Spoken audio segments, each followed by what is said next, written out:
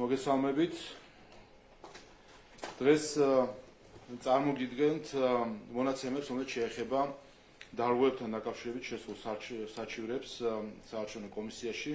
თქვენ ხშირად გსმენიათ ბოლო პერიოდში არასამთავრობო ორგანიზაციების მხრიდან აპელირება თითქოს ადგილი აქვს ადმინისტრაციული რესურსის გამოყენებას, წინასაარჩევნო აგიტაციის დარღვევას და ასე შემდეგ.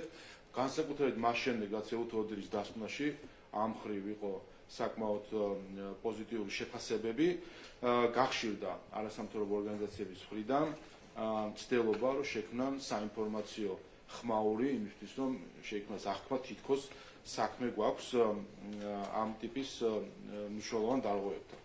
და არის სინამდვილეში, თუ კი ვნახავთ ჩვენ რა საჩივრები არის შესული საარჩევნო კომისიაში, აღმოვაჩენთ, რომ ჯამურად ადმინისტრაციული რესურსის გამოყენებასთან და საარჩევნო აგიტაციის წესების დარღვევასთან დაკავშირებით ჯამში არის შესული სულ 53 საჩივარი.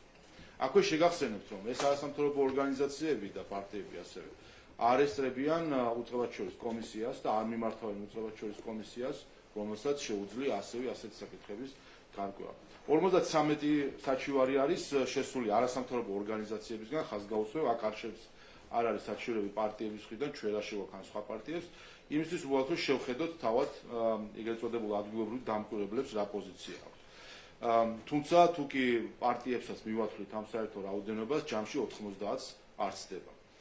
ამ 53 საჩივრიდან, რომელიც ადგილობრივ დამკვირვებლებს აქვთ შეტანილი, 39 ეხება ადმინისტრაციულ რესურსის გამოყენების სავარაუდო ფაქტებს, ხოლო 14 წინასაარჩევნო აგიტაციის პროცესის დარღვევას. აქედან რაც შეეხება ადმინისტრაციულ რესურსის გამოყენების სავარაუდო ფაქტებს, 39-დან 32 არის Facebook-ის პოსტებთან დაკავშირებით საჩივრები, ხოლო რაც შეეხება წინასაარჩევნო აგიტაციას, აქაც 14-დან 7 შეეხება საარჩევნო კომისიის წევრების Facebook პოსტებს. ან როგორც ჩანს, ძირითადი რითაც დაკავებული არიან დამკვირვებელი ორგანიზაციები, ჩადარაჯებული არიან Facebook პოსტებს. შევხედოთ ახლა სინამდვილეში რა ხდება ამ დარღვევების მხრივ, განსაკუთრებით ასევე რაც შეეხება ადმინისტრაციულ რესურსის გამოყენებას, ესეთ სავარაუდო დარღვევას მითითებული აქვს ხოლმე დეპუტატების თუ დელეგატების მონაწილეობა სხვადასხვა ღონისძიებებში. ნახოთ რამდენიმე მაგალითი, რომ დავწუნდეთ თუ რამდენად აბსურდულია ხოლმე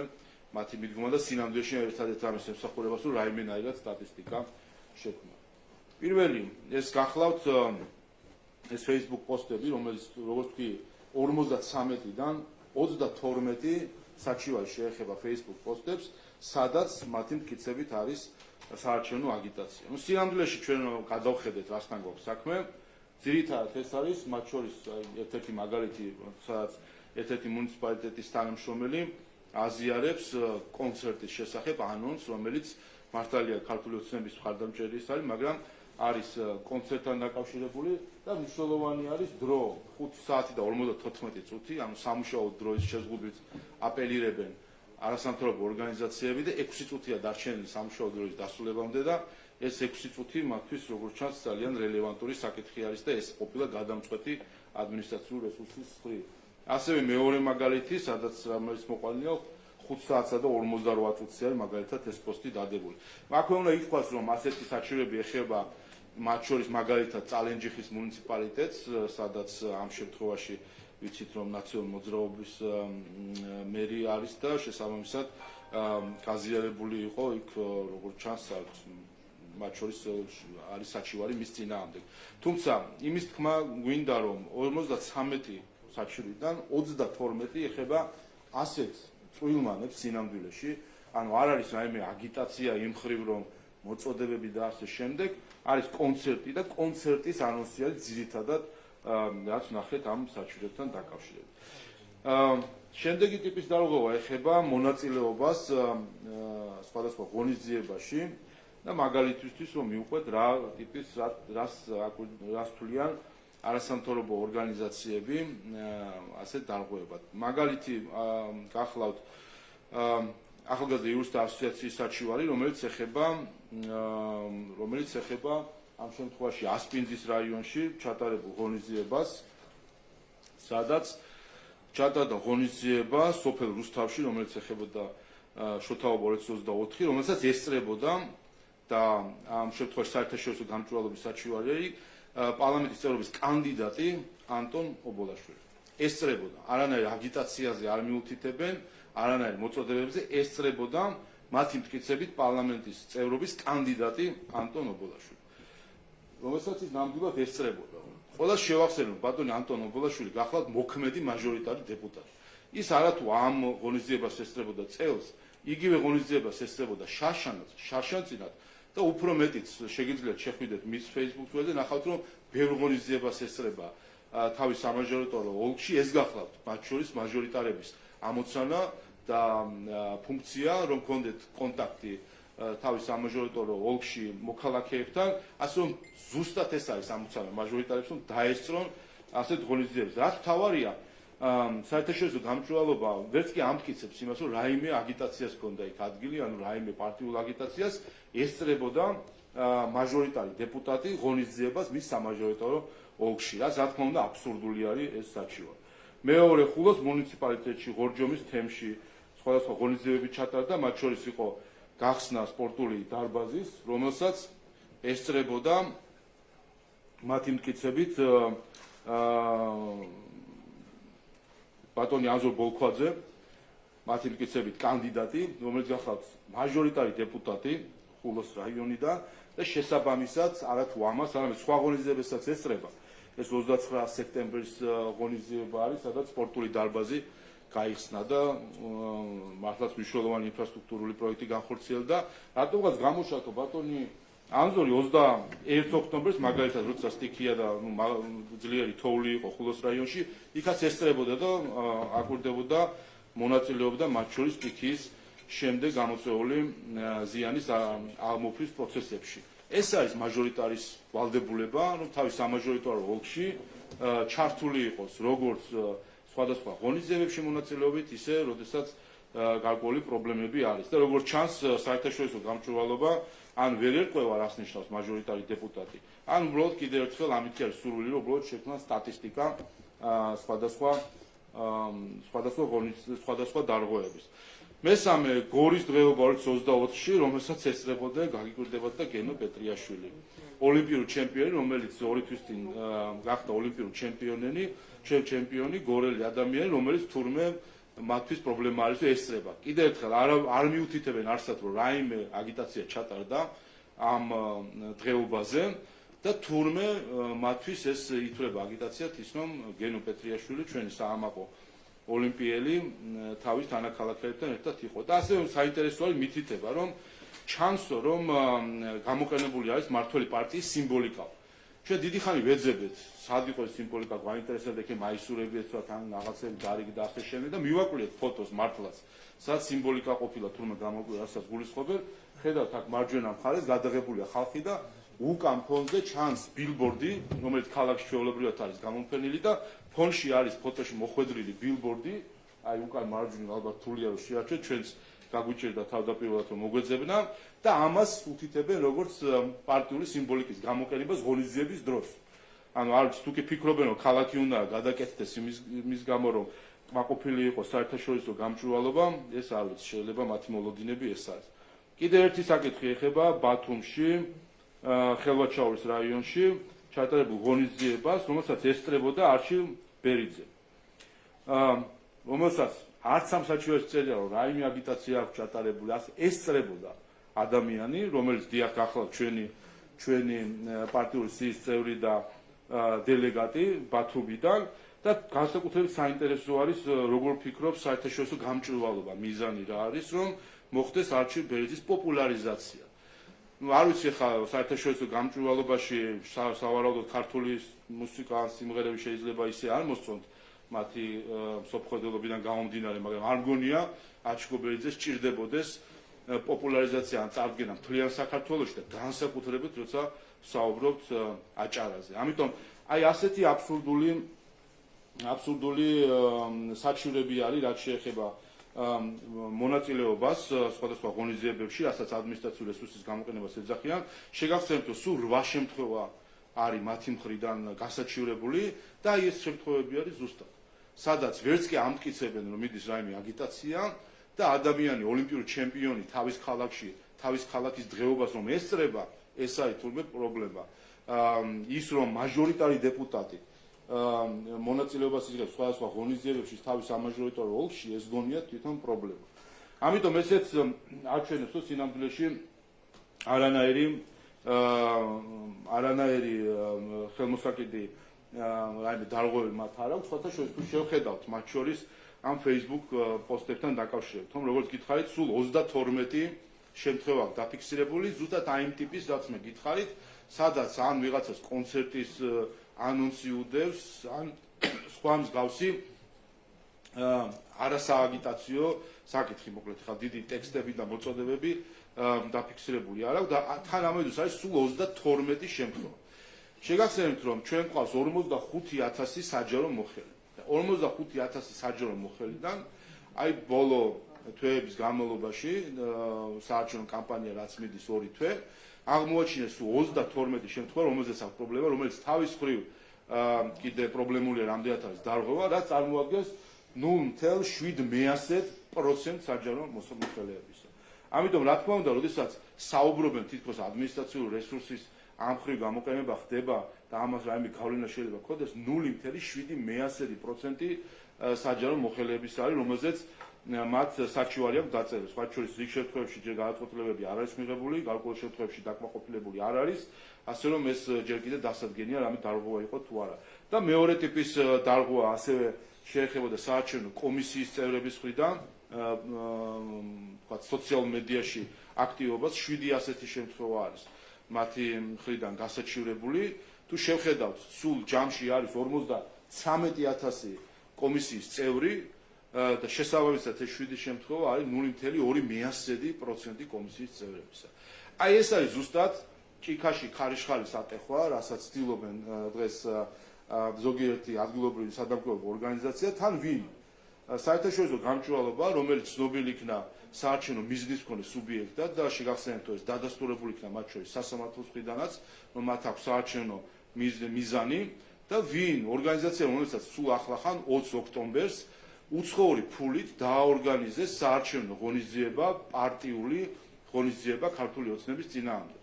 თავად არღვევენ და შემდეგ ცდილობენ, რომ სხვას დარღვევები დააბრალონ და რა დროს? მაშინ, როდესაც ჩვენს მიმართ არსებულ დარღვევებზე ან ჩუმად არიან, ან პირიქით დარღვევას უჭერენ მხარს და შეგახსენებთ, რომ დღემდე უფასო პოლიტიკური რეკლამის დრო იბლოკება ჩვენთვის ლელოს კუთვნილ TV პირველში, კეზერაშვილის კუთვნილ ფორმულაში და გვარამიას კუთვნილ მთავარ არხში. 5 საათზე მეტი უფასო სარეკლამო დრო დაიბლოკა და ამაზე ადგილობრივი ეგრეთ წოდებული სადამკვირვებლო ორგანიზაციები, რომლებიც ჩანს უკვე ყველანაირად, რომ ემზადებიან ყალბი ანგარიშების გამოქვეყნებისთვის, ამაზე სდუმან. ასევე საარჩევნო ბილბორდების დაზიანება ქუთაისში და გონიოში გახსოვთ, რომელზეც ასევე სდუმან. საარჩევნო პლაკატების დაზიანება გორში, ხარაგაულში, თბილისში, ზუგდიდში, რომელზეც ასევე სდუმან. საარჩევნო აგიტაციაში ხელი შეშლა ქუთაისში, ზუგდიდში, ხარაგაულში, რომელზეც ასევე სდუმან. ასე რომ ეს აჩვენებს კიდევ ერთხელ, რომ ზოგიერთი ადგილობრივი სადამკვირვებლო ეგრეთ წოდებული ორგანიზაცია, რომელიც ფაქტია, რომ აქვს, რომელსაც ფაქტია, რომ აქვს საარჩევნო მიზანი და ეს მიზანი ჩვენ დავინახეთ ძალიან კარგად მათ შორის 20 ოქტომბერს და კიდევ ერთხელ ესეც გახავთ საარჩევნო დარღვევა, როდესაც უცხოური ფულით მოხდა პირველად საქართველოს ისტორიაში უცხოური ფულით ღიად მოხდა საარჩევნო ღონისძიების ჩატარება 20 ოქტომბერს და აქ რა თქმა უნდა მნიშვნელოვანი იქნება, რომ შესაბამისი ინფორმაცია მიიღოს საზოგადოებამ. მისი ფული იყო, როგორ დაიხარჯა ეს ფული და ასე შემდეგ და კიდევ ერთხელ ხაზს უსვამ, რომ ეს არის აკრძალული ქართული კანონმდებლობით თუ უცხოური ფულით ფინანსდებოდეს საარჩევნო ღონისძიებები.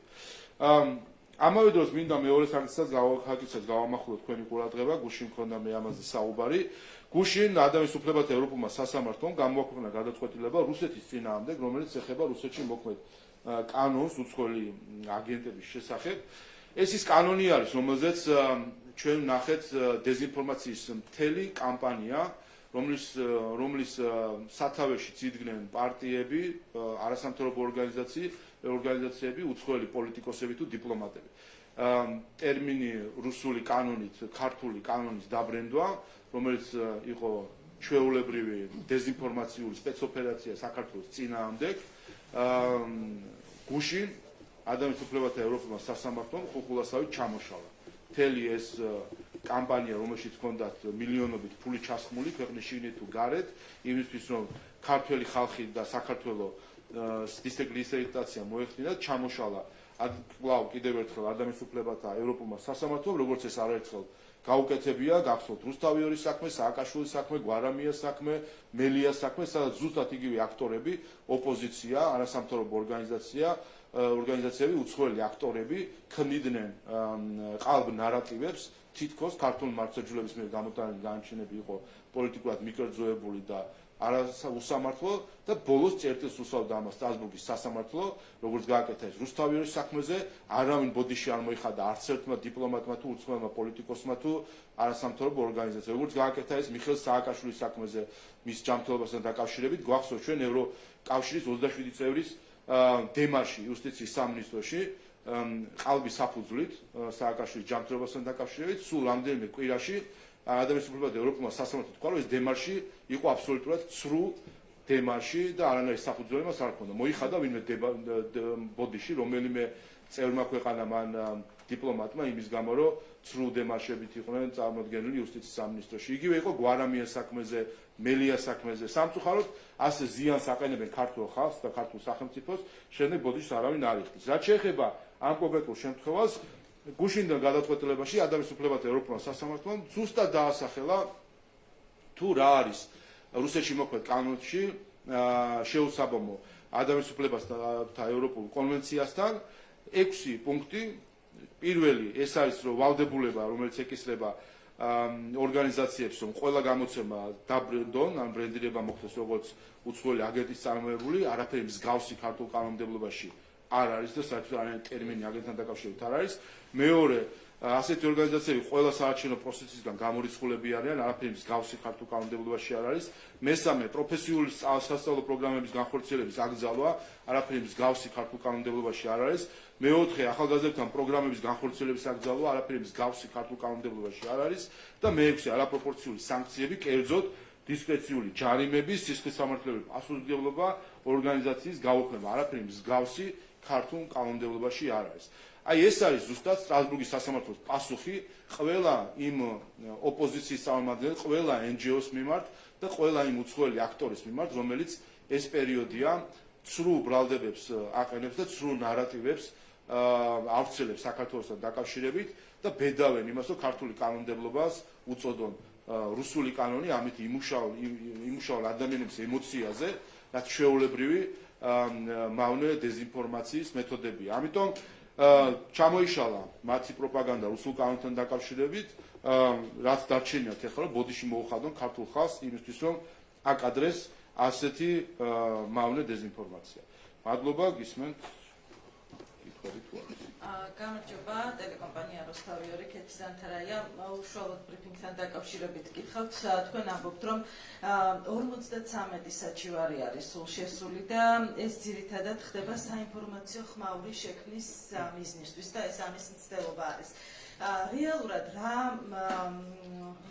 მიზანი აქვს თქვენ ოპონენტებს აი ამ ტიპის საჩივრები და აი ამ შინაარსის საჩივრებით და თქვენ მუდმივად ამბობდით, რომ ამ 7 ვითარებაში მიმდინარეობს წინასაარჩევნო კამპანია, გასელოდებით უკვე ამ დარჩენილ დღეებში და 26 ოქტომბრის შემდეგ.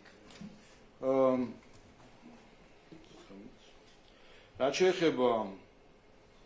შეეხება ამ სტატისტიკას, უპირველეს ყოვლისა ფაქტი არის ერთი რამ, რომ ჩვენ ხედავთ, რომ არის 7 გარემო საარჩევნო, ხედავთ ევთოოდირის დასკვნას, რომელიც ასევე ადასტურებს ამას, რომ არის 7 საარჩევნო გარემო და ხედავთ მცდელობებს, რომ რაიმენაირად შეიქმნას ზუსტად ეს საინფორმაციო ხმაური ამ ყველაფერთან დაკავშირებით. და ერთის მხრივ ხედავთ საუბრობენ თითქოს ადმინისტრაციული რესურსის გამოყენებაზე, მაგრამ საქმეზე რომ მიდგება და ხალხი ამას ესე დეტალებში არ აკვირდება, მათ ბრიფინგებს და პრესკონფერენციებს, გულისხმობ ადგილობრივ სადარკვევებულ ორგანიზაციებს, როგორც კი ჩავიხედავთ, აღმოჩნდება, რომ არასამთავრობო ორგანიზაციებს სულ 53 საჩივარი აქვს და შეტანილი და აქედან 70% შეეხება Facebook-ის პოსტებს და სულ ჯამში შეეხება 30-40 ადამიანს საქართველოში, რომლის Facebook-ის პოსტით მათ გემოვნებაში როგორღაც არ მოდის, რაც ასევე აჩვენებს, რომ აბსურდული არის მათი დამოკიდებულება. მიზანი ნათელი არის, კიდევ ერთხელ ჩვენ ერთ-ერთი აქ აქტორი გახლავთ ოფიციალურად ანტიკორუფციული ბიურის მიერ საარჩევნო მიზნის მქონე სუბიექტად ცნობილი ორგანიზაცია და ასევე სხვა ორგანიზაციებსაც ხვდეთ და პირდაპირ ჩართული არიან საარჩევნო კამპანიაში.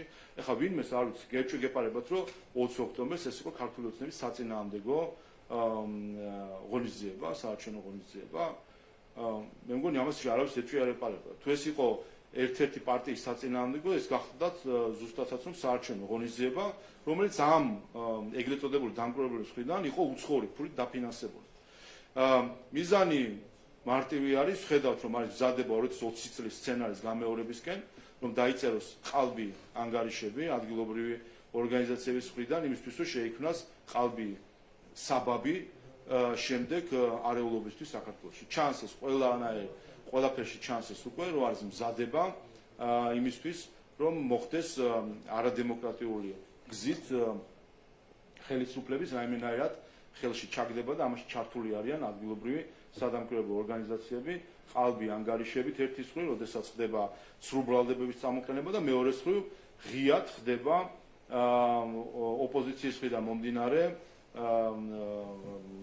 დარღვევებზე ხელის დაფარება და კიდევ ერთხელ შეგახსენებთ 5 საათზე მეტი, 1000-ზე მეტი გაშვება კლიპის დაბლოკა ოპოზიციის პარტიების კუთვნილმა ტელევიზიებმა და ამას ეს ეგრეთ წოდებული ადგილობრივი სადამკვირვებლო ორგანიზაციები არც კი იმჩნევენ. მოგესალმებით, სოფო ბერძე, ტელეკომპანია იმედი. ბატონ შალვა, უშუალოდ საჩივრებს არ ეხება ჩემი კითხვა, თუმცა ეხება კითხვა ბოლო პერიოდში ოპოზიციის წარმომადგენლების მხრიდან გახშირებულ ბრიფინგებს საარჩევნო დარღვევებთან დაკავშირებით. თუმცა ატარებენ ბრიფინგებს, მაგრამ მტკიცებულებები შემდეგ არ ჩანს, როდესაც ვეკითხებით მედიას, მტკიცებულებებს ისინი ვერ გვაჩვენებენ. ხომ არ აკავშირებთ ამ ორ შემთხვევას ერთმანეთთან და ოპოზიციას რა მიზანი აქვს ასეთ დროს? გასაკვირია, რომ უკვე გათელ გზაზე დაიწყეს სიარული, როგორც NGO-მა, ისე ოპოზიციამდან, ხა ეს ერთი ფლანგი არის 20 ოქტომბრის შემდეგ გაფორმდა ყველა როგორც ერთ პოლიტიკურ ნაციონალურ მოძრაობად. ხედავთ, რომ იგივე მეთოდები, რაც ქონდათ 2018 წელს პირადობის მოწვევებთან დაკავშირებით, 2020 წელს პირადობის მოწვევებთან დაკავშირებით, 2021 წელს პირადობის მოწვევებთან დაკავშირებით. ანუ ის გათელილი მეთოდები, რაც აქვთ, გამოდიან, ამბობენ თითქოს ვიღაცას პირადობის მოწვევას ართვენ, ან პერსონალ მონაცემების დამუშავება ხდება, საქმეზე რომ მიდგა 2018 წელს გახლავთ საერთაშორისო გამჭვირვალობა SAIA და ისვედი იყვნენ 3 მონაწილე, რომელმაც ყალბი ახალი ამბავი შექმნეს იმით, რომ თითქოს იბეჭდებოდა პირადობის მოწმობები, გახსოვთ მაშინდელი განცხადებები ეკა გიგაურის და სხვა ლიდერების, პარტიული NGO-ების და როდესაც საქმეზე მიდგა და გამოძიება დაიწყო და ჩვენება უნდა მიეცათ, მათ უარი თქვეს ჩვენების მიცემაზე, არ ითანამშრომლეს გამოძიებასთან, მარტივი მიზეზის გამო არანაირი მტკიცებულება მათ არ აქვს და ესე ჰაერზე მოიფიქრებენ ხოლმე. ზუსტად იგივე განმეორდა 2020-ში, იგივე განმეორდა 2021-ში, არჩევნების დღეს და ეს არის მნიშვნელოვანი. მე მოველი, რომ არჩევნების დღე ზუსტად ამისთვის ემზადებიან სინამდვილეში ის ათასობით ეგრეთ წოდებული დამკვირვებელი, რომელსაც ისინი არეგისტრირებენ, სინამდვილეში ეს ადამიანები ამ ადამიანის ფუნქცია იქნება პანიკის ატეხვა საარჩევნო უბნებზე და ისტერიის შექმნა. 2021 წლის არჩევნების დღეს ვნახეთ, რომ სოციალში არასამთავრობო ორგანიზაციები და პარტიები ავრცელებდნენ ხან რაღაც პირადობის მოწმობას, რომ თითქოს ყალბია და ჩვენ გვიწევდა ყოველ საათში ერთხელ ბრიფინგის ჩატარება იმისთვის, რომ ეს ყველაფერი გვემხილებინა როგორც დეზინფორმაცია. ასე რომ ეს დღესაც ეს იგივე ვხედავთ, ხომ? საუბრობენ როგორც NGO-ები, ისე პარტიები თითქოს ხდება რაღაც დარღვევა პირადობის მოწმობებთან დაკავშირებით ასე შემდეგ, როცა ეკითხებიან ამის ვნახე ერთ-ერთი არასამთავრობო ორგანიზაციის წარმომადგენლს, რომ კითხეს, რომ მტკიცებულებები ჩვენი საქმე არ არის, მტკიცებულება სახელმწიფომ მოძებნოსო. აი ესეთი დამოკიდებულება კი არ აქვს, ეს არის პირდაპირ გამიზნული ყალბი ანგარიშების შედგენის პროცესს ვაკვირდებით ჩვენ რამდენიმე NGO-s მხრიდან იმისთვის, რომ შექმნას საბაბი საქართველოში გადატრიალებისთვის. კიდევ მაქვს ერთი კითხვა, დღეს მართველი პარტია ემზადებით საკუთარ მხარდამჭერებთან შესახვედრად ანონსდება, რომ ეს იქნება მასშტაბური ღონისძიება. რა მიზანი გაქვთ ამ შეხვედრაზე მმართველ პარტიას, რა იქნება თქვენი მთავარი სათქმელი თქვენი მხარდამჭერებისთვის? ჩვენ ემზადებით 26 ოქტომბერს გამარჯვებისთვის, რომელიც უნდა იყოს ისტორიული გამარჯვება იმ სიბნელეზე, რომელიც მეორე მხარეს არის. ჩვენ ვაკვირდებით ბოლო დღეებში განსაკუთრებით ვისთან გვაქვს საქმე. ჩვენ გვაქვს საქმე ხალხთან, რომლებიც ჯერ ხელისუფლებაში ყოფნის დროს იყვნენ იმით დაკავებული, რომ ავიწროებდნენ სხვებს. ყველას, ვინც მათ არ ეთანხმება, ისინი რიყავდნენ, ციხეში სვავდნენ, აწამებდნენ. დღეს ისინი არიან ოპოზიციაში, არ შეუძლიათ ძალაუფლების ბერკეტების გამოყენება, მაგრამ სიტყვით და თავისი სიტყვით შეუძლიათ ადამიანი გაანადგურონ იმის გამო, რომ უბრალოდ მათ არ ეთანხმება. ასეთ იდეოლოგიასთან გვაქვს საქმე და სამწუხარო ეს არ ეხება მხოლოდ ლიდერებს, ჩვენ ხედავთ სოციალში ვაკვირდებით რამხელა ზიზღით გაბერილი არის ეს მათი მომხრეთა გარკვეული ჯგუფი, რომელსაც უბრალოდ რომ მისცეს შესაძლებლობა ადამიანებს ქვეყნიდან წიხლით გააგდებენ, ალბათ თუ კი უარეს არ გაუკეთებენ და ეს ნახეთ ჩვენ მათ როგორ შეუძლიათ. 2012 წლამდე, როდესაც ხელისუფლებაში იყვნენ, ქვეყნიდან აძევებდნენ ადამიანს, რომ არ დაედგომებოდა ამ ქვეყანაში, ციხეებში სვავდნენ, აწამებდნენ და სტარბურგის სასამართლომ დაადგინა, რომ აი ეს ხალხი დღეს რომ ფერადად გვევლინებიან, რომ ეს ადამიანები იყვნენ, ვინც წამების სისტემა შექმნა ციხეში. ამიტომ 26 ოქტომბერს ამას უნდა უთხრას ქართველმა ხალხმა დამაჯერებელი პასუხი და უნდა უთხრას, რომ ეს ბოღმა, ღვარძლი, რომელიც დაამკვიდრა ამ იდეოლოგიის მიმდევარმა ხალხმა სხვადასხვა ფენაში საზოგადოების, რომ ამას საქართველოში გასახანი არ აქვს. ეს არის უცხო საქართველოსთვის, ეს არის ის ღირებულებები, რომელსაც არანაირი კავშირი ქართულ ღირებულებებთან არ აქვს. რაც შეეხება დღევანდელ შეკრებას, კიდევ ერთხელ მიმართავ ყველას, დღეს სახლში დარჩენის დრო და ფუფუნება არავის აქვს, დღეს უნდა გამოვიდეთ, ყველა დავდგეთ და ვაჩვენოთ სად დგას საქართველო, სად არის ჩვენი ღირებულებები და როგორ ხედავთ ჩვენ მომავალს. ვინაიდან შეუძლებელი არის, როდესაც მეორე მხარეს დგას ხალხი, რომელსაც არაფერი, ის ხალხი, რომლებიც აგინებს ეკლესიას, რომელიც ხაზს უსვამს ჩვენს ისტორიას, რომელიც ამბობს, რომ მარიონეტული ხელისუფლება უნდა ყავდეს ჩვენ და დიახ, ჩვენი ხელისუფლებით კი არ უნდა იყოს ვიღაც უცხოელმა ბიუროკრატმა, ელჩმა თუ პრესდივანმა უნდა მართოს საქართველო. ასეთ არჩევანს ვაყენებენ ისინი საკუთარი თანამოაზრეებისთვის და ჩვენ უნდა გამოვიდეთ და უთხრათ, რომ არ დაუშვებთ საქართველოს მარიონეტული რეჟიმის ჩამოყალიბებას. დაგისვამთ ბატონ შალვა, უკრაინაში მებრძოლი მოხალისე, რომელიც გახლავთ ორგანიზაცია მრგვალი მაგი და თავისუფალი კავკასიის დამფუძნებელი, რევოლუციურ სცენარზე საუბრობს იმ შემთხვევაში, თუ ქართული ოცნება გაიმარჯვებს და წერს, რომ ეს იქნება რევოლუცია და დემოკრატიულმა სამყარომ ამ რევოლუციას მხარი უნდა დაუჭიროს. მე მაინტერესებს თქვენ როგორ იგებთ ასეთ განცხადებას, შეიძლება რომ ეს მხოლოდ ერთი ამ კონკრეტული ორგანიზაციის პოზიცია იყოს, თუ ხედავთ მათ უკან ვინმეს, ვის ინტერესით საქართველოში შეიძლება იყოს რევოლუცია? არ ვიცი ეს კონკრეტული განცხადებას ვერ გეტყვით, მაგრამ მე წეგანას ვთქვი, რომ ფაქტია და ყველა ნიშნები აჩვენებს იმას, რომ არის ჯგუფი, რომელიც ემზადება გადატრიალებისთვის, არანაირი რევოლუცია და რომანტიზება ამისი არ შეიძლება. ეს ემზადებიან გადატრიალებისთვის, რასაც 2020 წელს აპირებდნენ და მაშინ არ გამოუვიდათ, ემზადებიან გადატრიალებისთვის, რომლისთვისაც ამზადებენ საბაბს, რომ არჩევნებთან დაკავშირებით ზუსტად იმ ენჯოების გამოყენებით, რომლებიც საარჩევნო აქციებს მართავენ და საარჩევნო კამპანიაში არიან ჩართულები, ყალბი ანგარიშები შეადგინენ, როგორც ეს 2020 წელს გააკეთეს, ყალბი პივითის გავრცელებით და იმისთვის რომ გამოიწვიონ, შეიქმნას საბაბი გადატრიალებისთვის. ამისთვის ემზადებიან სინამდვილეში. ასე რომ ფხიზლად უნდა იყოს ჩვენი ხალხი და მთავარი ანტიდოტი ასეთი არაქართული ძალებისთვის არის მოსვლა არჩევნებზე და დამაჯერებელი დამარცხება ამ არაქართული ძალების. გამარჯობა. საზოგადოებრივი მოწყობილი თათია ტაკიშაძე თქვენს განცხადებასთან დაკავშირებით მინდა გკითხოთ, სადაც თქვენ ამბობთ, რომ წითელი ხალიჩებით შეხვდებოდნენ საქართველოს წარმომადგენლობას, თუ კი სანქციებს დაუწესებდა რუსეთს და ამის შესახებ მოთხოვნა ევროპარლამენტის ბოლო რეზოლუციაში ვიხილეთ. ამ მიმართულებით თუ შეგიძლიათ მეტი დეტალის თქმა და კიდევ თუ ხედავთ იგივე საფრთხეებს, ასე ვთქვათ, ომის თემატიკასთან მიმართებაში.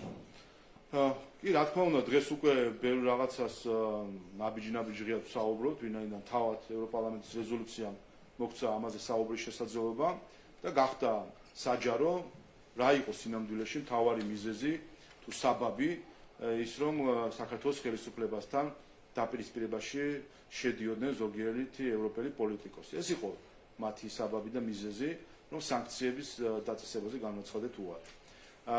ამას საჯაროდ არ ამბობდნენ, კაბინეტებში იყო შეხვედრები, სადაც მოითხოვდნენ სანქციების დაწესებას, გადიოდნენ გარეთ და კომენტარში ამაზე სიტყვას არ ძრავდნენ, იმიტომ ძალიან კარგად იცოდნენ, რომ საქართველოს განადგურების ნაბიჯს ასე ადვილად ქართულ ხალხს ვერ მიყიდიდნენ, რომ ეს ის ნაბიჯი არის, რომელიც უნდა ქართულმა ხალხმა გადადგას და ყველამ კარგად იცის. სანქციები რომ დაგვეწესებინა, რა მოხდებოდა ამ ქვეყანაში, ეს თავარდებოდით ეკონომიკურ კოლაფსში, რომელსაც ექნებოდა სამჯერ მეტი სამმაგი ეფექტი, ვიდრე ეს COVID პანდემიის დროს იყო, 6%-იანი ეკონომიკური ვარდნა ჰქონდა COVID პანდემიის დროს და გათვლებით, რომელიც ჩვენ გვაქვს 18%-მდე შეიძლება ყოფილიყო ეკონომიკური ვარდნა იმ შემთხვევაში, თუ კი ჩვენ აი ამ მართლა თავქარიან მოთხოვნებს ავყვებოდით. და ეს იყო მათ შორის მიზეზი იმის, რომ გარკვეული გადაწყვეტილებები საქართველოს მიმართ ნეგატიურ წრეში იყო ხოლმე მიღებული. აქედან გამომდინარე, თავისთავად, თუ კი ჩვენ და ხელისუფლების ყველაზე ამ ხრივ თუ შეხედავ, შეიძლება კომფორტული პოზიციაც კი ყოფილიყო და ამ კომფორტში იქნებოდა ზუსტად ოპოზიცია იქ ყოფილიყო, როგორც მანამდე იყვნენ, რომ ოღონდ მათთვის წითელი ხალიჩები დაეგოთ სხვადასხვა დედაქალაქში და ოღონდ ტაში დაეკრათ და მილოცვები მიეღოთ, მზად იყვნენ და ეჭვი არავის გვეპარება. 2022 წლის 24 ოქტომბერს სახელმწიფო კაბინეტებში რომშდარ იყო ის ოპოზიცია და ის NGO-ები, რომლებიც დღეს ერთიან ნაციონალურ მოძრაობას ქმნიან, არავის ეჭვი არ ეპარება. პირველივე საათებში დაყვებოდნენ იმ მოთხოვნებს, რომელიც იყო წამოყენებული, დააწესებდნენ სანქციებს, შემოიღებდნენ სავიზო რეჟიმს, ჩაკეტავდნენ საზღვრებს, ჩაკეტავდნენ ცას და რას მივიღებდით, კიდევ ერთხელ ზეპირად ვიცით ქართულმა ხალხო ჩვენი ისტორიით. მივიღებდით ეკონომიკურ კოლაფს და დიდი ალბათობით მივიღებდით ომს ჩვენს ქვეყანაში. ასე რომ ეს ამ კომფორტზე და ამ რაღაც ვიზუალურ კომფორტზე თქვა ხელისუფლებამ უარი, ვინაიდან წითელ ხალიჩებზე ჩვენი ხალხის ინტერესი არ იცვლება და ჩვენ სინამდვილეში მართალია 33 წლის წინ გავხდით თავისუფალი ქვეყანა, მაგრამ 2022 წლის თებერვალში შეიგრძნო თრიად ხალხმა თუ რას ნიშნავს იყო დამოუკიდებელი ქვეყანა, რა პასუხისმგებლობასთან არის ეს დაკავშირებული. ჩვენ მაშინ წავედით დინების წინააღმდეგ, იმიტომ რომ დინება ძალიან დიდი დინება მოედინებოდა ჩვენსკენ და გვაიძულებდა რომ დაგვეწესებინა სანქციები, მაგრამ ჩვენ დაუდექით ამ დინებას, არ ავყევით ამ მოთხოვნებს და ამის შედეგია ზუსტად ის რომ ჩვენთან ეკონომიკური ვარდნა კი არ არის და არის ეკონომიკური წინსვლა და ჩვენთან ომი კი არ არის, არის მშვიდობა. ამიტომ არის ეს არჩევანი 26 ოქტომბერს. დღეს რას გვირდება? ლელო პირდაპირ პირდება, როგორც კი მოვლენ ხელისუფლებაში, ეგრევე დაუწესებენ სანქციებს რუსეთს. ამას პირდება. და მეორე მხრივ ამბობენ, რომ პენსიებს გაზდიან და რანაირად აპირებენ საერთოდ პენსიას კი არა, თავბედი ექნება საწყევლელი ადამიანებს, თუ კი ისინი შეიყვანენ იმ დაპირისპირების და ესკალაციის სპირალში, რომელიც მათ ოფიციალურად თავის საარჩევნო გეგმაში უწერიათ, რომ ამას მოიმოქმედებენ. იგივეს ამბობს ნაციონალური მოძრაობა, რომელიც ამბობს, რომ შეუერთდებიან სანქციებს და ყველა ოპოზიცია, მათი პლატფორმა სინამდვილეში რა არის? რომ ისინი მოდიან ხელისუფლებაში იმისთვის, რომ შეასრულონ უცხოელი ბიუროკრატების მითითებები. ამას პირდაპირ ამბობენ, რომ პრობლემას ისინი ხედავენ იმაში, რომ უცხოელმა რაღაცა გვითხრა და საქართველოს არ გააკეთა ისე, როგორც ეს მოთხოვნა იყო და მათი დაპირებაა, რომ მოვლენ და სიტყვით შეასრულებენ სხვადასხვა ბიუროკრატი, ევროპელი ბიუროკრატი თუ სხვა ბიუროკრატი, რას მოსთხოვს საქართველოს. დამოუკიდებლობის გაუქმებას აპირებენ საერთო ჯამში. ერთ კითხვასაც დავსვამ ქარტიასთან დაკავშირებით, ჩვენ ვიცით პრეზიდენტს სურდა რომ დაესახელებინა ეგრეთ წოდებული ტექნიკური მთავრობის შემადგენლობა წინასწარ, ამას მოყვა ზოგიერთი ხელმომწერის მხრიდან ნეგატიური განწყობა და უარი არ ემხრობოდნენ პრეზიდენტს არჩევნებამდე დასახელებაში და ახლა ვიგებთ რომ პრეზიდენტმა გადაიფიქრა დასახელება. რაზე მიუთითებს ეს ყველაფერი თქვენი გადმოსახედიდან? უბრალოდ ყოველისა მიუთითებს რომ ჩვენ ოპოზიციის სახით გვაქვს პოლიტიკური აჯაფსანდალი, რომელსაც იმისი თავიც კი არ აქვს რომ მთავრობა დააკომპლექტონ ისე როგორც ამომრჩეველი მათ ეტყვა. იმიტომ რომ საერთო ჯამში არიან მარიონეტები და მოქმედებენ როგორც მარიონეტები მითითებების საფუძველზე. წარმოგიდგენიათ, პარტიები არიან, ამბობენ რომ არჩევნებში მონაწილეობენ და ესე იგი მათი მიზანია რომ გაიმარჯვოთ, რომ გქონდეთ რაღაც მხარდაჭერა და იმასაც კი ვერ ბედავენ, თქვენ ვინ არის მათი თავრობის შემადგენლობა.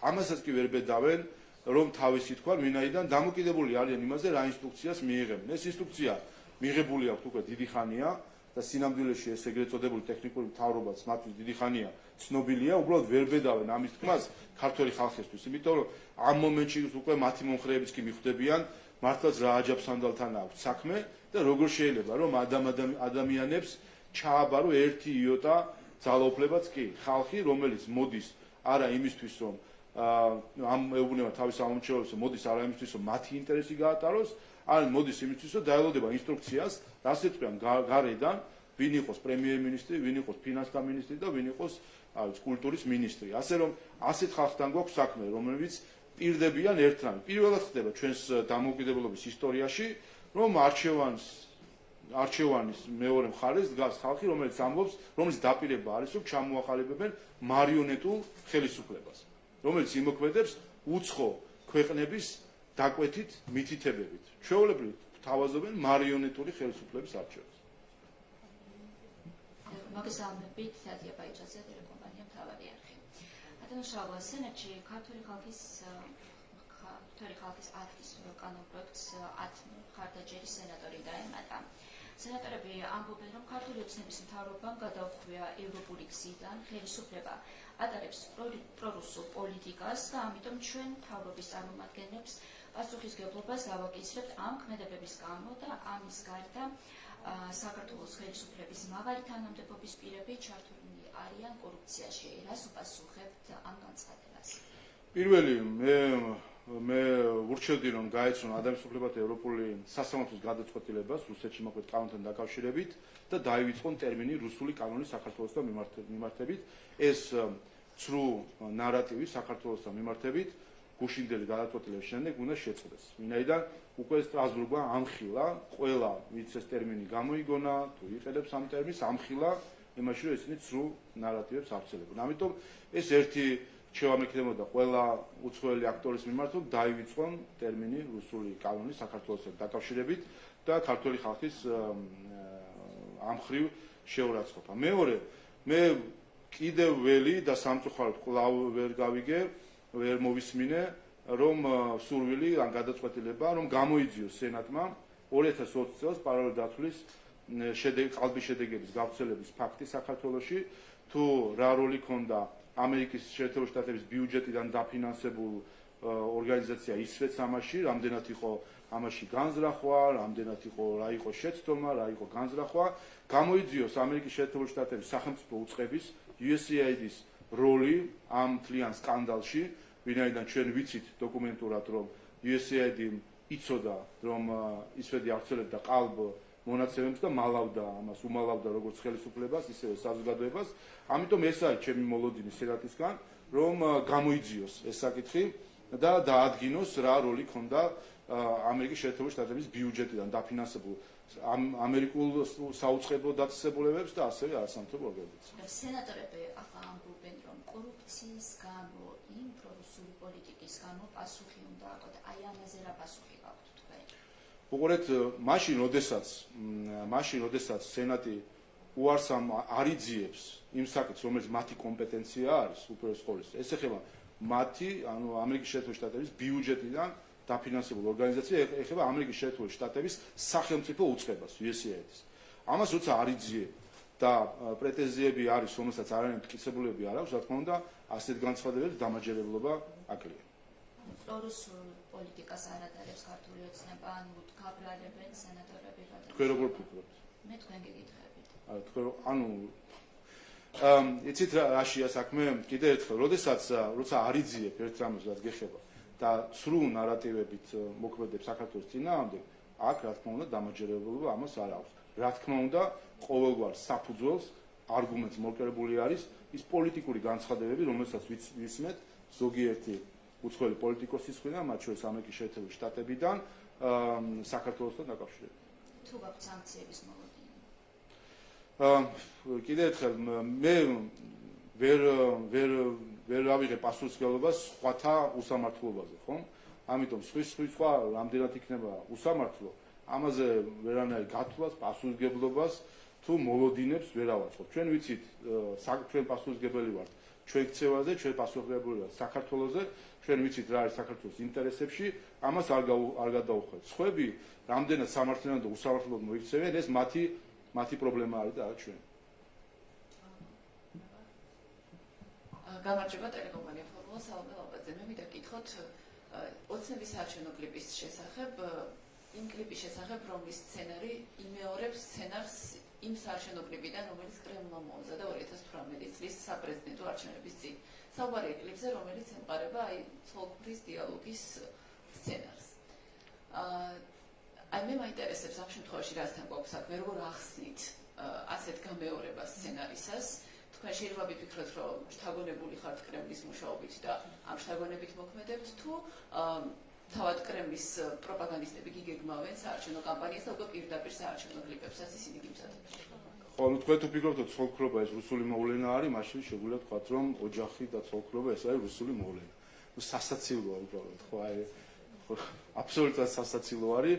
მიხარია, რომ ამ საკითხით დაინტერესდა, მიხარია, რომ ბევრი აზიარებს ჩვენ კლიპს ნახავს ბევრი ადამიანი და განსაკუთრებით თქვენი მაყურებელმა უნდა ნახოს ეს კლიპი ბევრჯერ. უნდა ნახოს ვინ დგას მეორე მხარეს. მეორე მხარეს დგას ადამიანები, რომელსაც წამების სისტემა შექმნა. მეორე მხარეს დგას ადამიანები, რომლებიც საქართველოს დამოუკიდებლობას ხონჩით ართმევენ უცხო ძალებს. აი ეს ხალხი დგას მეორე მხარეს და დიახ 26 ოქტომბერს ყველა უნდა მოვიდეს არჩევნებზე. ასე რომ სხვა დანარჩენი ხალხსაცილო კითხვებზე ვერ გიპასუხებ. მაგრამ ცოლ-ქმრობაზე ხო არ არის აქ საუბარი, აქ საუბარია სცენარის ზუსტად გამეორებაზე, იმაზე რომ იდეა რომ თქვენ ეს კლიპი მოამზადეთ, ზუსტად იმეორებს იმ იდეას, რომელიც ვნახეთ კრემლის საარჩევნო კლიპში 2018 წელს. აი ეს დამთხოვა როგორ შეიძლება აიხსნას, იმ ფუძელზე ბევრი სხვა რამის დამთხოვას სახეზია. რიტორიკის სასაცილო ცოლ-ქმრობის გამოცხადება რუსულ მოვლენად, თუ კი ეს არის თქვენი იდეოლოგია, მაშინ რა ვიცი, აღარ უნდა თქვა, მაგრამ კიდევ ერთხელ მადლობა, გაავრცელეთ ეს კლიპი, რაც შეიძლება ბევრმა უნდა ნახოს, იმიტომ რომ მიხვდნენ საერთოდ ჯამში რა ჭაობს და რა ბოროტებას აძლევენ ხმას ისინი, რომლებიც შეიძლება თქვენი მაყურებელი თუ მომხრეები არიან. კიდევ ერთი კითხვა მაქვს ამერიკელი კონგრესმენის შესახებ, რომელიც აქვე ვიტყვი რომ არის რესპუბლიკელი და რომელიც საუბრობს იმის შესახებ, რომ ახლა საქართველოში არის ბრძოლა ავტორიტარიზმსა და დემოკრატიას შორის. ის როგორც ვიკითხარით წარმოადგენს რესპუბლიკურ პარტიას, მაიკ ტერნერზე ამ შემთხვევაში საუბარი. და თქვენგან კიდევ ხშირად ვისმენთ ხოლმე განცხადებებს იმის შესახებ, რომ რესპუბლიკური პარტიის გამარჯვება ამერიკაში ეს ბევრ სიკეთეს მოუტანს ქართულ ოცნებას. ეს თქვენი რწმენა რას ემყარება, როცა მათგან აი ესეთი კრიტიკული გზავნილები ისმის და მათ შორის არის ეს კრიტიკა. ბევრ სიკეთეს მოუტანს საქართველოში ქართული ოცნების გამარჯვება. ჩვენი თავის იმედი გვაქვს და მათ შორის ბოლო 2.5 წელმა, მას შემდეგ რაც დაიწყო ომი უკრაინაში, გვაჩვენა, რომ ჩვენი თავის იმედი უნდა გქონდეს უპირველეს ყოვლისა. სხვის იმედად რომ ყოფილიყავით და ბევრი უცხოელისთვის დაგვეჯერებინა და მოქცეულიყავით ისე, რომელსაც ტკბილად გვირჩევდნენ, მერე ხან ითხოვდნენ, მოქცეულიყავით ისე, რომლებსაც სხვადასხვა პარტიული კუთვნილების მქონე პოლიტიკოსები გვირჩევდნენ, დაგვეწესებინა სანქციები, დღეს ჩვენ ვიქნებოდით დანგრეულ ქვეყანაში, რომელიც ზუსტად აი იმ შავ-თეთრი ფერებში იქნებოდა, რომელიც ჩვენ ბილბორდებზე არის და რომლის შეხედვის დროსაც ელეთ-მელეთი ეცემა ოპოზიციას და მათ ბაბლს. იმიტომ ზუსტად უყურებენ იმ დანაშაულს, რომელსაც ისინი ჩადიოდნენ. რომ არა ქართული ოცნება 2022 წლის თებერვალ-მარტში და რომ დავყოლოდით ჩვენ მათ მოთხოვნებს გახსოვთ პარლამენტთან აქციას მართავდნენ ოპოზიცია, NGO-ები და ის ხალხი, ვინც მათ შორის 20 ოქტომბერს ესე ხალისიანად იდგა თავისუფლების მოედანზე. ეს ხალხი იდგა ზუსტად 2022 წლის მარტში, იგივე ხალხი იდგა 2022 წლის მარტში პარლამენტის წინ და გთხოვდნენ, რომ ქართველები გაგვეგზავნა ომში, გთხოვდნენ, რომ სანქციები დაგვეწესებინა რუსეთისთვის, გთხოვდნენ, რომ საზღვრები ჩავეკეტა და ასე შემდეგ.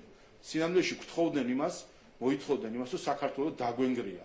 და ახლა 20 ოქტომბერს იკრიბებიან და ხალხისათვის ხალისიანი მოწოდებები აქვთ თავისი აზრით. ეს ხალხი, ამ ხალხმა, ვინც იქ შეკრებილი იყო, მონაწილეებს გულს არა მხოლოდ ის, ვინც სცენაზე იყო, ის ვის სცენის წინ იდგა.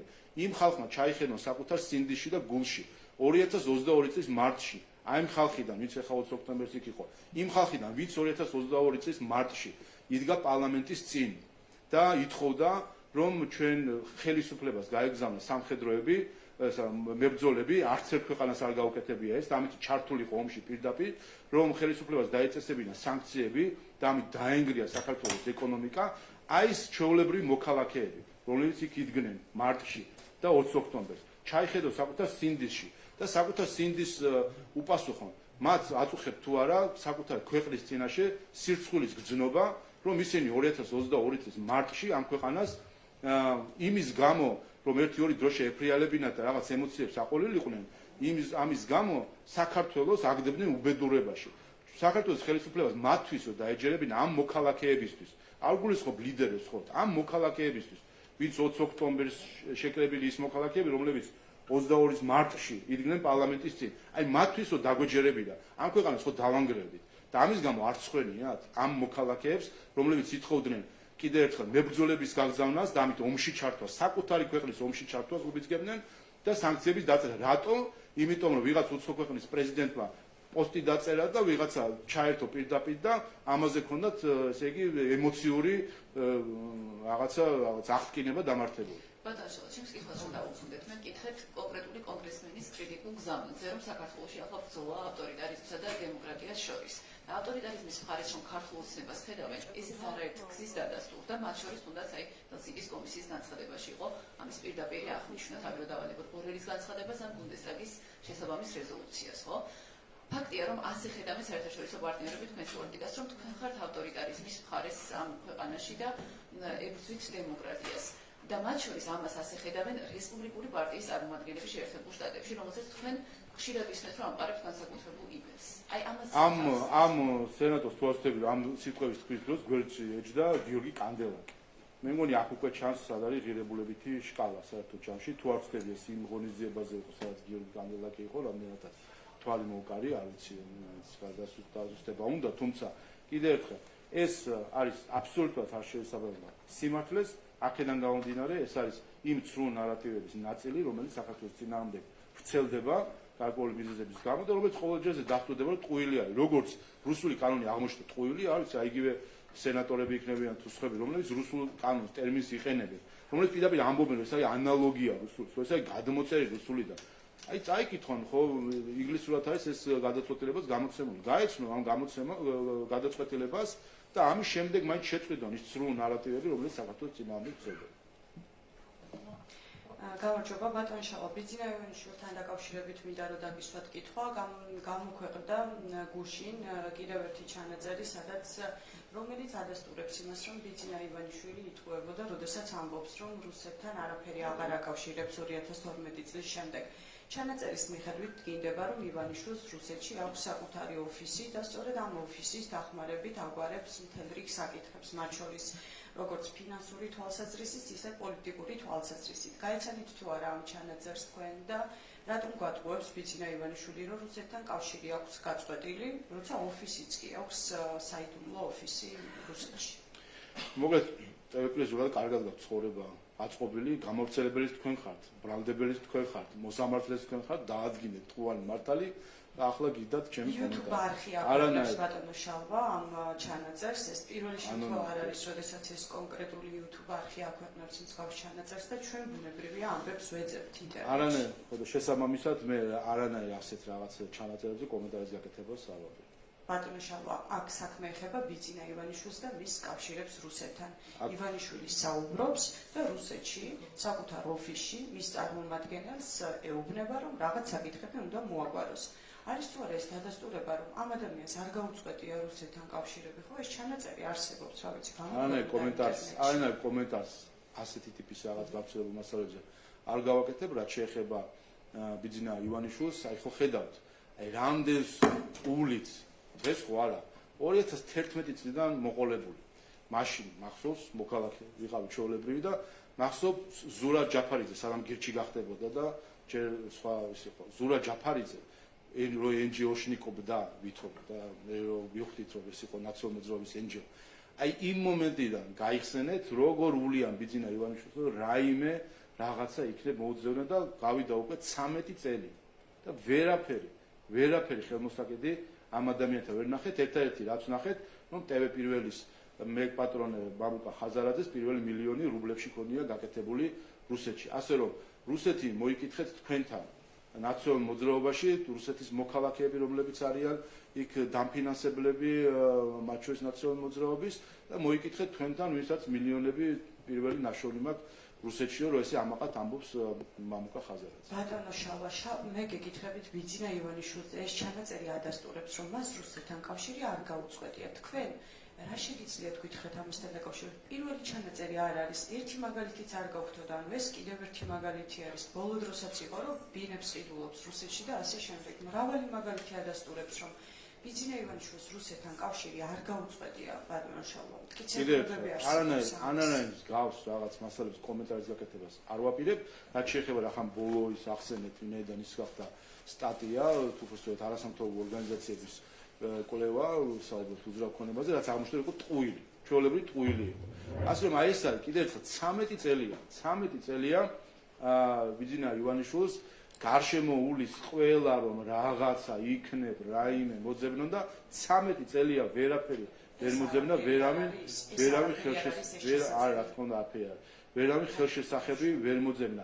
აი ეს აჩვენებს როგორ დამარცხდა თქვენი ნაციონალურ მოძრაობის, NGO-ების და ზოგი უცხოელი აქტორის პროპაგანდა ბიძინა ივანიშვილის წინამდე, როგორ მარცხდება არჩევნებამდე რამდენიმე დღე არის დარჩეული და ფაქტობრივად ხუხულასავით ჩამოიშალა ყველა პროპაგანდა, რომელიც აწყობილი ქონდათ, იქნებოდა ეს ბიძინა ივანიშვილზე, იქნებოდა ეს რუსულ კანონზე, რომელიც პირდაპირ ფაქტობრივად ლახორად დაეცა ყველას, ვინც კი გაბედა და ტერმინი რუსული კანონი გამოიყენა საქართველოში. ამაზე მეტი რა უნდა მოიძებნოს? ადამიანი საუბრობს, ბიძინა ივანიშვილის საუბარი არის, ჩანაწერი არის, ამაზე მეტი რა უნდა მოიძებნოს, რომ დადასტურდეს, რომ რუსეთთან აქვს კავშირი. თან მეორე პრობლემაა, რომ ვიღაც უსმენს და მე ასაჯაროვებს ხო ამ ჩანაწერს და ხა ამაზე მეტი დამტკიცებულება რა უნდა არსებობდეს. არანაირ კომენტარის გაკეთებას ოფისში აქვს პირდაპირ ხაზზე არის ეს. არანაირ კომენტარის გაკეთებას მსგავსი რაღაც მასალებს დასწრებთან დაკავშირებით არ ვაპირებ, ესე არანაირ კომენტარის გაკეთებას არ ვაპირებ, ვინაიდან თქვენი ამოცანა ეს არის რაღაცის ფაბრიცირება, დადება YouTube-ზე, შემდეგ ამაზე აწყობა მთელი თემის და ეს არის კიდევ ერთხელ 13 წელია ამაში დამარცხებული არის თლიანად ოპოზიცია, NGO სექტორი და ზოგიერთი უცხოელი აქტორი. 13 წელია ყოველ ჯერზე მარცხდებით ბიძინა ივანიშვილთან ამასთან დაკავშირებით და ესეც ერთ-ერთი ბოლო მარცხი არის ამ არჩევნებისთვის. კი ბატონო, შემდეგ კითხვას დაგისვამ თუ შეიძლება, დღეს ქართულ ოცნებას ეს შეკრება საზოგადოებასთან ერთად, რაც გაქვთ და ანონსებული 7 საათზე, ირკვევა, რომ ბენზინის ტალონები ურიგდებათ ადამიანებს, მათ შორის ბაიკერებს, სთხოვთ, რომ ზოგი ადამიანი, ანუ ყველა საზოგადოებრივი ტრანსპორტით ან რაღაც მარშრუტკებით და ავტობუსებით არ წარმოვიდეს და ბაიკერებსაც არ წუნებთ, რომ თავად წარმოვიდნენ და ასევე სტუდენტებიც ვრცელდება ამასთან დაკავშირებით ინფორმაციების სკრინები და ასე შემდეგ ბენზინის ტალონების ჩუხების ფაქტებზე. რას ნიშნავს ეს ყველაფერი, რას ადასტურებს, როდესაც აი ხალხს სთხოვთ, რომ რაც შეიძლება მეტი მოვიდეს ზოგი თავისი ინიციატივით და ეს ერთნამეს ნიშნავს, რომ ოპოზიციის შიშ დიდი თვალები აქვს და ხვდებიან და ხედავენ ამ დიდ თვალებში თუ როგორი დამარცხება ელით 26 ოქტომბერს. ეს არის სინამდვილეში შიში იმისა და გაცნობიერება იმისა, რომ ოპოზიცია და ახლა უკვე ოპოზიცია ღიად გაერთიანებული NGO სექტორთან და ზოგიერთ უცხოელ აქტორთან, აი ეს ერთი ანტიქართული ფრონტი, როგორ საბოლოოდ დამარცხდება 26 ოქტომბერს. ეს არის ამ შიშის თვალებიდან დანახული რეალობა, რომელსაც ისინი ხედავენ თავის მარცხს და ახლა ვცდილობთ გარკვეულ სპეკულაციას. ეს თქვენი შიში ხო არ არის შემთხვევით უფრო მეტად ბატონო შალვა, რომ გეშინიათ, რომ ხალხი შეიძლება ან არ მოვიდეს, ან გჭირდებათ, რომ ხალხი დაარწმუნოთ, რომ მოვიდნენ თქვენს აქციაზე.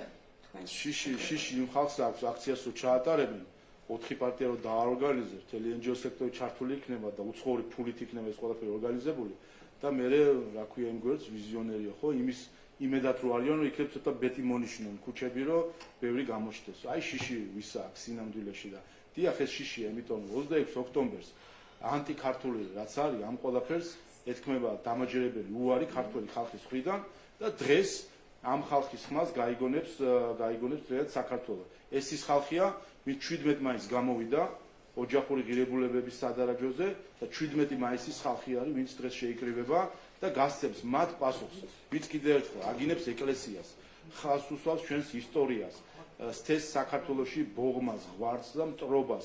ამ ყველაფერს 17 მაისის საზოგადოება ზუსტად ეთქვის დღეს დააგონებს დამაჯერებელ ხმას. ანუ გამორიცხავთ, რომ ბენზინის ტანმოვარდნებს რიგებენ ადამიანებს და ბაიკერებს არწმუნებენ და სტუდენტებს რომ მოვიდეთ, ანუ ასეთი რაღაცნაირი ზეწოლა არ გაქვთ განხორციელებული საზოგადოებაზე, იმიტომ რომ სკრინები არსებობს მათ შორის ბატონო შალვა. როგორ შეიძლება ზეწოლა იყოს საჭირო იმისთვის, რომ შენი ქვეყნის ინტერესების სადარაჯოზე დადგეს. თუ კი საზოგადოებაში ვინმე სჭირდება ზეწოლა, რომ თავის ქვეყნის სადარაჯოზე დადგეს, თქვენ მაშინ არასწორი წარმოდგენა გაქვთ თქვენ საზოგადოებას. ერთ კითხვასაც დაგისვამ, თუ შეიძლება, აი ამ ქართული ოცნების არჩევნო კლიპზე წეგან ჩემმა კოლეგებმა რაც კითხავთ, ბატონო შალვა, ანუ ერთ-ერთი შემთხვევა, სიუჟეტი რეკლამის პუტინის 2018 წლის კამპანიის კლიპს. იდეა მოპარეთ რუსებს, თუ რუსები გიგებმავენ საარჩევნო კამპანიას, ეს მაინტერესებს. კიდევ ერთხელ სასაცილოა საერთოდ აი ამას სასაცილო ამას წარმოგიდგენიათ რომ ანუ არჩევნებამდე